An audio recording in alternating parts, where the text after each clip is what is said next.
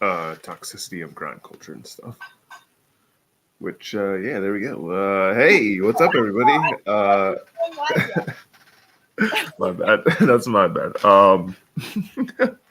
What's up, everybody? Welcome to Office Hours. Nora's over here on the right side. I'm obviously on the left.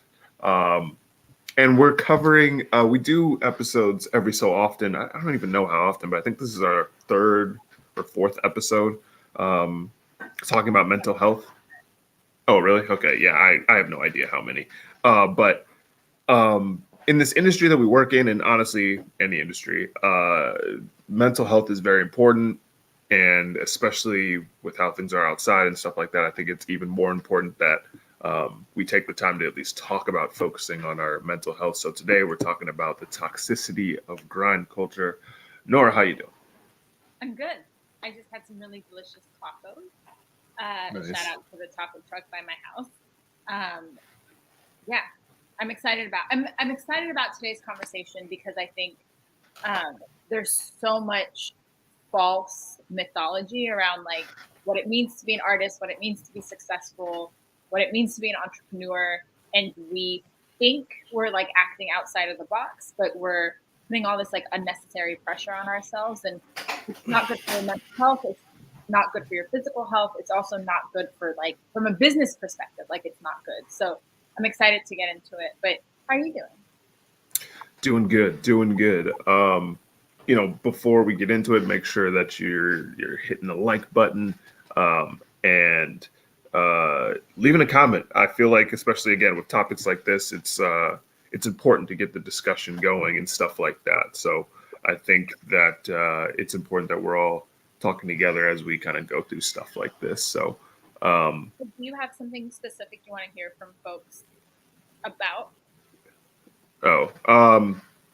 I guess just how you react to grind culture. I guess like, do you believe that you're working too hard? How do you take time to get away from grind culture? How do you like? What are your alternatives? I guess is a good one as well. So, yeah. Cool. Where do you want to start? Well, I guess I'll start here and just I know for me personally, like this is something I struggle with sometimes, especially as a freelancer. So I guess I'll ask you, what alternatives? Or okay, actually, I'll start here. The myth of grind culture to begin with, of where I feel like there's always this: we have to be working all the time, working every day, constantly, and stuff like that. And like why we're talking about this as a topic to even begin with. Yeah, so I think there's a lot of toxicity, right? It's I can sleep when I'm dead. It's terms like solopreneur, which is not a real thing. This idea of like I did it by myself. I'm too busy. I can't take time for a vacation. Like there's just a lot of narratives that we've normalized as what a successful business person looks like. And I think part of that is also the performance. Let's take a step back. I think there's something about performing professionalism or performing like legitimacy where people think that the busier they are, the more it means that they're like actually like a real quote unquote real artist, or that Right. they're now professional, or they're like a real entrepreneur. And so it's mistaking the optics or the aesthetic of productivity for what's actually good for you. And Right. I think that's where grind culture comes in. And it's things like I said, not sleeping, not asking for help, pretending that you have it all together when you don't, not allowing for, not taking time off. And I think that's, so I think a lot of that mythology comes from capitalism. And also, honestly, a lot of it is also rooted in patriarchy and misogyny, where we've learned that like, quote unquote, real work is like grinding all the time and hustling really hard. And we don't recognize other forms of labor as real work. Right. So there's like and I think it's important to ground the conversation in this space, because so many of us have just internalized these ways of thinking about labor, about success, about productivity, about rest, that we don't recognize that this way of thinking has been ingrained in us rather, we think, well, this is just how I think. And that's not Right. actually true. We've been conditioned to think that way. And I think it's important to recognize that as the foundation to, as the foundation of like where a lot of this toxicity comes from. Exactly. And I think especially with like bringing it into the frame of like the music industry, I think again, that still plays into like the capitalism of it all too, because I think we see, take your pick of rapper at this point. Like there's constantly this, you got to work every day. If you're not working every day, you're not making progress and stuff like that. And that's just not true. But also, honestly, like it really is the health of it all where, fam, if you're constantly working and not giving yourself time to rest and stuff like that, your body cannot handle that. Like that, it's not just us being like, ooh, take a break because you've worked really hard. Like that is part of it, but your body genuinely can't sustain constantly working like that. It needs time to recover. It needs time to rest, and stuff like that. So it's not just us, trying to spread positivity. That is part of it, I guess, but there's really are like genuine health implications and stuff like that that go along with it. Yeah, and I think there's something about, like, there's a lot of artists who have different degrees of success, who have these like quote unquote hot takes where they say stupid shit like that. Right. And people retweet it and it goes viral or it gets all this attention, but it doesn't mean that that's true. Right. And so there's also something about how this way of thinking can become self-affirming, right? There's like a confirmation bias, because if you believe it, you will continue to look for the truth in it rather than taking yourself outside of this cycle and asking yourself, actually, what is success for me? Right. How do I define it? And then allowing for yourself to define success, not just in terms of outcome, but like, what do you want your workday to look like?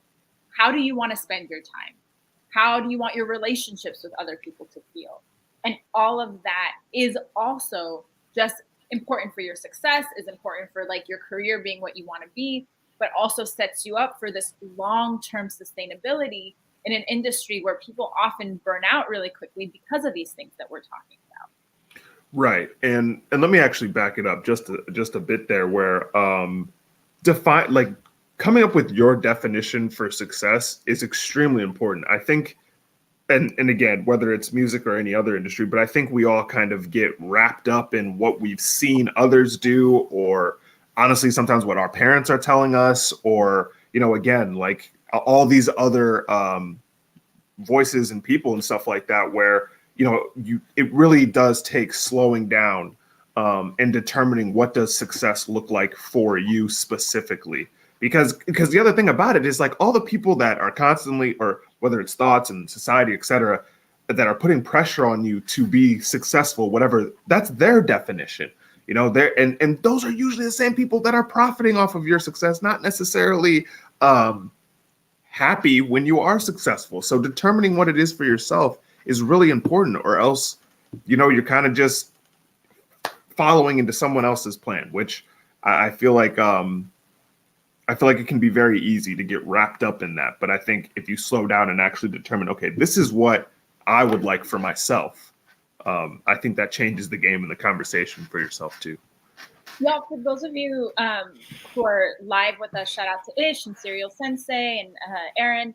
If y'all have specific things that you're struggling with or kind of where you feel this tension, I would love for you to put it in the chat now, or if you're watching this after the fact, to drop it in the comments, because this is a good time. I think we can kind of unpack some of these with like specific examples, if that would be helpful for folks. Serial Sensei saying, streaming on Twitch has taught me that there are many different kinds of work. And it's not just the direct action of what you're doing. It's also taking time away to assess what you're doing. And that's a key piece of it. So part of like grind culture is this thought that you always have to go. And it doesn't create time, as we've been saying, to stop and rest. But why is that important? It's exactly what Serial Sensei is bringing up right now, is that taking time to stop and rest allows you to check in with yourself, to ask, how do I feel about this? To check in with where you're at in your project, to see, is this actually doing what I want it to do? And to give yourself permission to say, well, this isn't working. Let me change strategies, or let me change plans, or let me. And that's okay. Right. And that's the thing. It's like, it's totally okay. We live in a culture that pushes you to keep going so that you don't stop to think.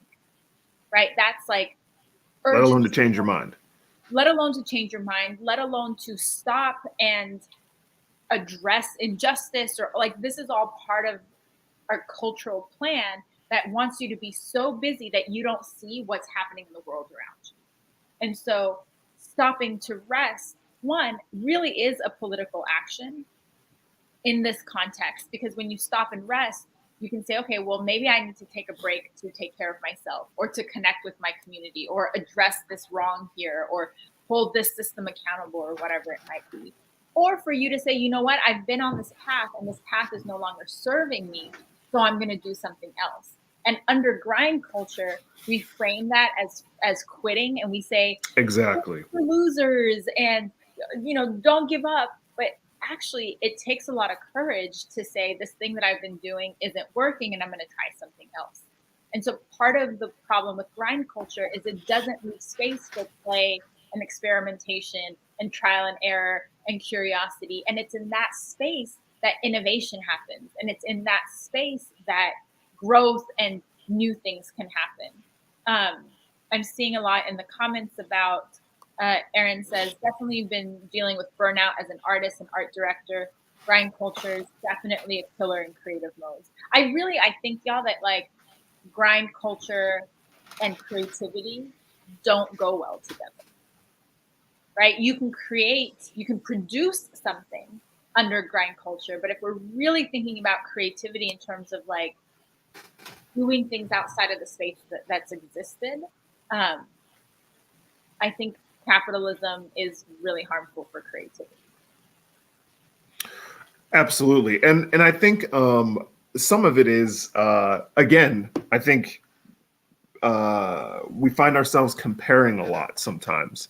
And I think it's something we talk about a lot on Office Hours. Honestly, we've probably talked about this in a billion episodes, where what we're seeing presented to us on social media or the internet or whatever is not always the entire story. So one thing I see all the time is like, oh, such and such artist is just dropping album after album after album after album after album after album. How are they doing it? I have to do the same thing. But in some of those cases, like, we have no idea how much work was done beforehand. So many people think like, oh, they're just releasing stuff. But some of that stuff could have been made beforehand. Some of that stuff, it's very rare to see artists literally in the studio every single day to produce something, because your vocal cords literally can't take it. Artists have to rest. Even if they're tweeting out grind 25/7, like, chances are they're not doing that. Like, it sounds crazy, but they're probably not actually doing that. So it's very easy to look at people we look up to or whatever and be like, oh, they're grinding so hard. But I hate to say it, but chances are they're not, because they living a bit easier than we are right now. Well, hold on. Because I think it's important to break that down, right? Because we say things, right? And Beyonce just released her album, and everyone loves to say, well, you have the same 24 hours as Beyonce, which is not true, right? And I think, so what you're talking about is that there is so much, especially in the music industry, that happens behind the scenes that we don't see. And so that your access to things, so when you compare yourself, your access is not the same as someone else's access. People who have a team doing their social media, so they're not doing all that work themselves, or people who have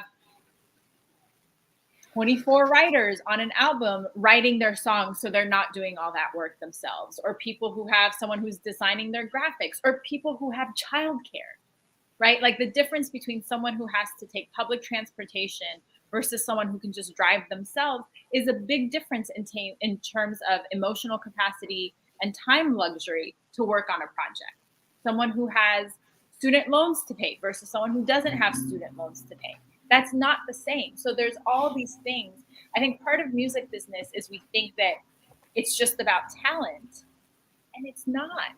And it's Right. all these other things, a lot of which are systemic and institutional, that we don't recognize as interruptions to our success. And so when we say grind culture and we treat it as if everyone has an equal playing field or an equal starting field, or everyone's starting at the same starting line, there's a bit of like gaslighting that happens. That somehow Sto is supposed to be exactly the same as Beyonce because music is all about talent, and you would just make it too, and it erases all the other stuff that contribute to success. That this person has all kinds of experts working on a project that you might not have. And so I think it's really important to unpack that, because that's such a common misconception that we hear. Mm-hmm. And it's not just the Beyoncés of the world, people. Like, there's so many, like, again, I'm sure I feel like I run into artists all the time that are comparing themselves to insert independent artist here, where, again, it's you know, no one is doing this completely by themselves. And again, even as, you know, we're watching people, whether it doesn't matter, whether it's touring, releasing music, whatever, like, there has to be time for rest in there. Like, and again, you know, just because social media is presenting us one thing, that's what I wanted to get back to, is like, just because social media is presenting us, yo, yeah, bro, I'm grinding 25 hours a day, 8 days a week, probably not actually the case. And if that was the case, they're probably like super tired and exhausted and stuff like that, which is not fun. So, yeah, don't, you know, take what's presented to us at face value. There's a lot of work that goes behind a lot of what we're seeing in real time and stuff like that. And culture's like being on. Oh, sorry. Go ahead. No, go ahead, Sto. Yeah, Serial Sensei says grind culture's like being a football team that plays 16 games straight, but you never stop for the bye week or even to look at film. And yeah, and ish. The stomach goes, now success to me, it looks like being able to eat and maybe even feed a family off my music. All the other work that goes into making the music move, that team, all the steps I've been trying alone. It is impossible for one. And then he continues to say it is impossible for one person.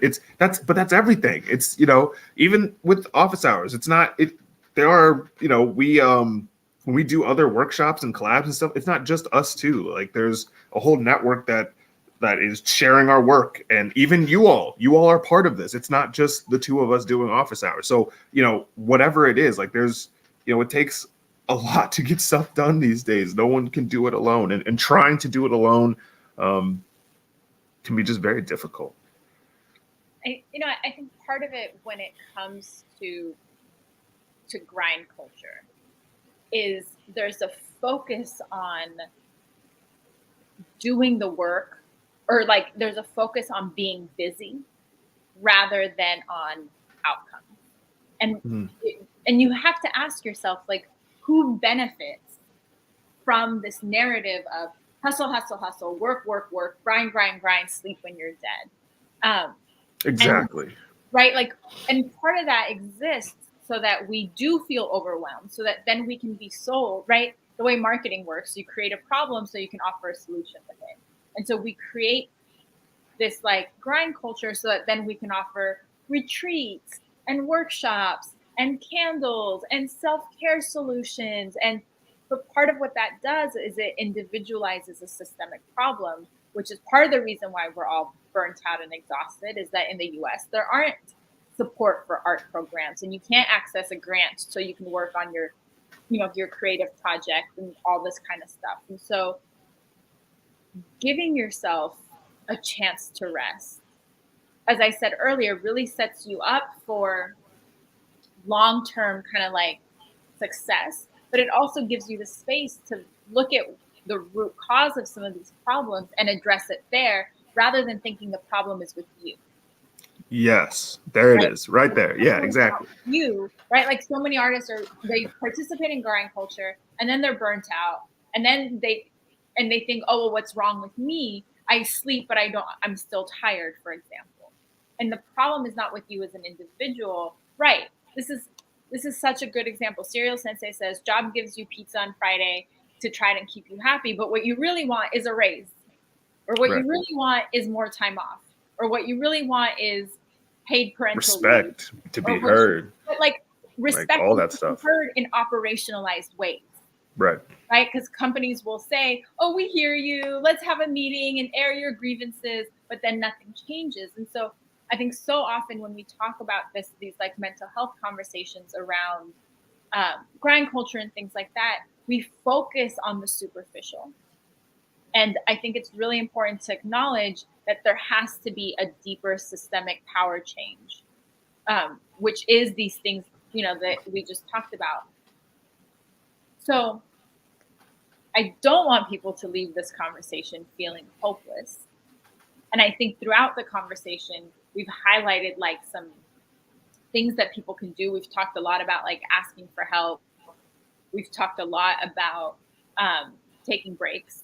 We've talked a lot about catching yourself when you're competing with others and just checking that competition. You're not in competition, you're in it for yourself. Are there other things, though, that you would offer for folks to kind of navigate this grind culture in a way that does feel better, is healthier? I think it really just comes down to slowing down and having that conversation with yourself, I think. And like, it really is about like hitting the brakes because, again, they want us constantly moving. So we don't have time to slow down and be like, wait a minute, this isn't how I want this to go down. And, I think I think it's really important, again, to determine what success is for yourself. I feel like even for myself, like I feel like I'm constantly like redefining that. And I feel like a lot of us were trained that you shouldn't do that. Like once you pick a lane, you stick in it and you stick it out until you're dead. But you're allowed to change your mind. You're allowed to reassess things. You're allowed to head into a different path. Again, I was supposed to be a journalist. I'm not supposed to be doing music marketing stuff. I'm supposed to be writing music reviews for Pitchfork or something like that. But that didn't make sense. And honestly, this decision here, it pays way better and does way more for me than being a music journalist. So that's just one example of it's okay to reassess things and determine what's right for you, not what's right for your boss, not what's right for your peers that you may or may not be competing with. Do what's right for you. Yeah, I mean, I think there's also kind of some like practical things, and this is where having like there's things you can do with a little bit of prevention, right, or planning ahead that will protect you on the day-to-day stuff around grind culture. So it's things like scheduling. You don't have to work every day to be an entrepreneur.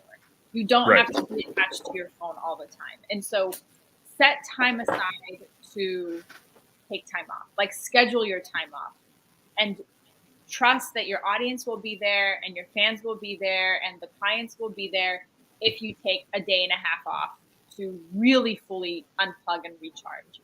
Plan that shit ahead. If there are certain questions that you get often, have those things saved somewhere where you can just send out canned responses. So you don't have to constantly do mental labor around responding to those things. Because that is labor. Some of y'all don't see that as labor. And that's the thing, is I think we also do a lot of work. This is what I was saying earlier. We do a lot of work that we don't recognize as work and then wonder why we're exhausted. Or what Ish was alluding to and Serial Sensei was alluding to in terms of it's non-linear. We do something here and it shows up back here because it ties to this here. And so if you think of success linearly, you're going to discount for yourself all the progress that you make, because progress is like loops and it's not a straight line. So canned responses are really helpful. Spend time networking and building a support system of folks that when you are burnt out or you do need help or you do have a question, you can turn to the group chat or you can ask the friends or you can reach out to someone. That social support is super key to not getting burnt out and to slowing down and having people who are checking on you and asking you, did you self-care today? What did you rest today? I love this Serial Sensei saying, I'm always transparent with my community if I know I've hit burnout. Nothing wrong with letting people know that you need to go off the grid for a while. And it's really great role modeling for your audience because it's in that like, yo, y'all, I'm tired. Here's how hard I've been working, where they see the struggle and they now emotionally bond with you and they want to root for your success. So it's from a marketing perspective, it even works. There was something else I was going to say. The strategy, like the more you strategize around your business, around music as a business, rather than I made a song, I put it on the internet, how come no one's buying it? Like having that strategy is really helpful. Knowing your boundaries. A lot of burnout work is really about setting boundaries and limits for yourself, knowing what you'll say yes to, but also saying no to things, and saying no to people, but also like processes. No, I don't want to get on a phone call with you. Let's do this over email. Or no, I don't have time to, read that document, but I can do this instead. And setting those limits. So there are practical things. I think we talked a lot about the systemic nature of grind culture, but there are practical things you can do to allow yourself to slow down. And the last thing I'll say is it might feel really fucking uncomfortable at first. It might feel really counterintuitive. If you're used to just go, go, go, go, go, go, go, stopping and slowing down is going to be uncomfortable maybe. Right. But that's okay. Just sit with that discomfort and ask yourself, well, what do I want to do right now? Yep. Right. And allow yourself to reconnect with a different part of yourself. And then you'll be surprised at how much you'll find creativity, inspiration, rest. Because as I've said throughout this conversation, entrepreneurship and music especially is long-term work. Like this shit will take years. And so giving yourself all the tools that you need so you can ride it out for a while is really important. We don't want y'all to burn out, and we don't want you to hit that wall. Right, exactly. Damn, the time always flies. Yeah, we really appreciate anybody that's stopping by or that stopped by. Obviously, the people in the chat. We absolutely, we talk about this after we end the show every time. Like, we really love the engagement and watching you all build community and stuff like that. Make sure to leave a like and share this around, because the thing is we can talk about this, but the whole point, especially of these episodes, is to bring out that change. I'm sorry. I tried to mute it and go off. I wasn't ready to share like that. Yeah. It really is important that we have these discussions, because then again, as we continue on and keep releasing music and putting ourselves out there, we can bring about the change that we're actually looking for. And so that's why we talk about sharing, but also let us know how you deal with stepping away from things. Because I know for me, I'm always working really hard and stuff like that. It is difficult for me to sometimes slow down. And I can trace that back too. That's a different conversation. However, pause. That's some real shit though. That is some real shit, because so many of us think that this is just music stuff, or it's just professional stuff. But our resistance to slowing down, for many of us, is a survival tactic. We've learned, for a long time, I was a crazy fucking workaholic because it was a defense mechanism and a coping strategy. And I had to get to the root cause of that shit so that I could learn to slow down and take a break and think, right? Exactly. A lot of it. So I don't we don't have to get into Right. But I just want to pause. I didn't want you to skim it over, because that is some real shit. And I think we often get frustrated with ourselves about I know I should rest, but I can't. Or I know I should, but. And it's really hard. I want to acknowledge it's really hard to create new emotional patterns if the emotional pattern is so deeply rooted in something that has nothing to do with what you think it has to do with. So exactly. I wanted to pause and look at that for a second, because that shit is real, which is why you should not be afraid to find a mental health provider, talk to a therapist. Working on yourself is working on your business. Right.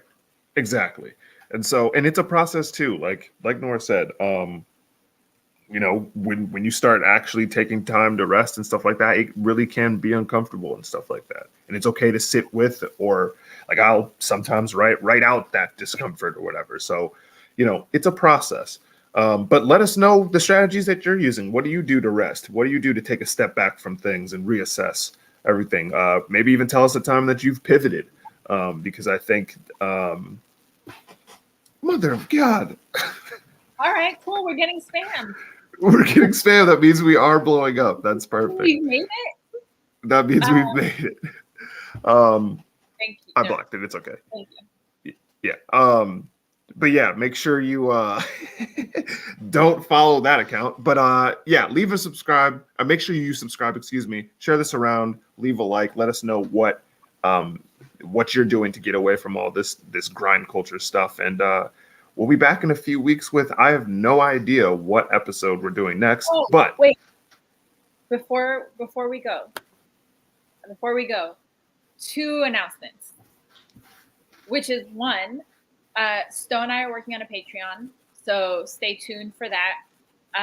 And second announcement is we would love to do a live consult in an oh yeah, that's funny. I'm sorry, I got distracted by the comments. We would love to do a live consult.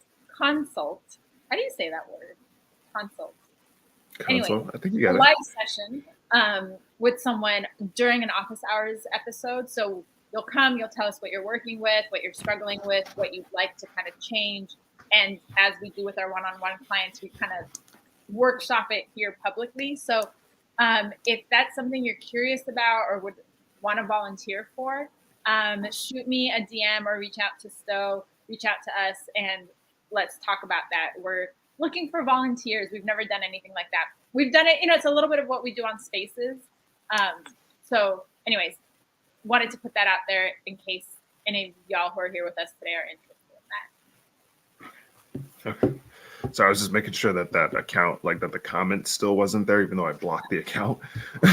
But yeah, definitely let us know if you're down for any of that, because we between the Patreon and like the live console, we actually think it would be a lot of fun to do something like that. So yeah, again, join us here in a couple weeks. Let you guys know what the episode is soon, because I have no idea. But get some rest, drink some water, unlock those shoulders, breathe. All right, do something you enjoyed tonight because you deserve it. All right, we'll be back soon. Peace, everyone.